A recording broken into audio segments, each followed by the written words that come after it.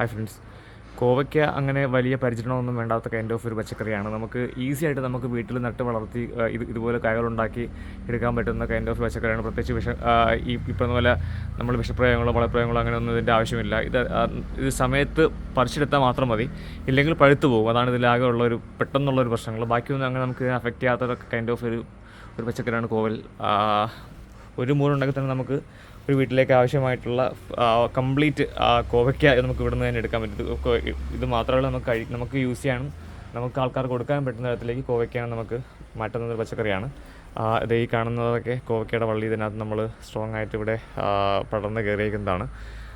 കോവയ്ക്ക ഇവിടെ എല്ലാം ഉണ്ട്, ഒരുപാട് കോവയ്ക്കുണ്ട്. നമുക്ക് പിന്നെ കോവയ്ക്ക മാത്രമല്ല, നമുക്കിവിടെ കുറച്ച് ഈ കാണുന്ന വഴുതന, കത്തിരിക്ക, മുളകുകളെല്ലാം നമ്മളിവിടെ ഗ്രോ ബാഗിൽ ചെയ്യുന്നുണ്ട്. ഇതൊക്കെ കുറച്ച് വിത്തുകളൊക്കെ ഇട്ട് പൊടിപ്പിച്ചൊക്കെയാണ്. ഇത് ബീൻസിൻ്റെയൊക്കെയാണ്. അങ്ങനെ ഒരുപാട് ഇത് വേറെ ടൈപ്പ് മുളകാണ്. ഓൾമോസ്റ്റ് നമുക്ക് എല്ലാം തന്നെ ഇവിടെ കൃഷി എടുക്കാൻ പറ്റും, വീട്ടിൽ നമുക്ക് കൃഷി എടുക്കാൻ പറ്റും. ഇത് ചുണ്ടയ്ക്കാണ് ഈ കായ്ക്കുന്നത്. നമ്മളതുകൊണ്ട് തന്നെ പുഴുകളെ അവിടെ വെച്ചേക്കാണ്. ചുണ്ടയ്ക്ക് നമുക്ക് ഇവിടെ ഒന്നും ഓൾറെഡി ഉണ്ടായിരുന്നു. അതിൻ്റെ തൈ ഇപ്പോൾ അവിടെ കിടന്ന് പൊടിച്ചുണ്ടായതാണ്. ഇത് ചുണ്ടയുടെ ഉണങ്ങിപ്പോയ ഒരു കമ്പാണത്, ചുണ്ടക്കയുടെ.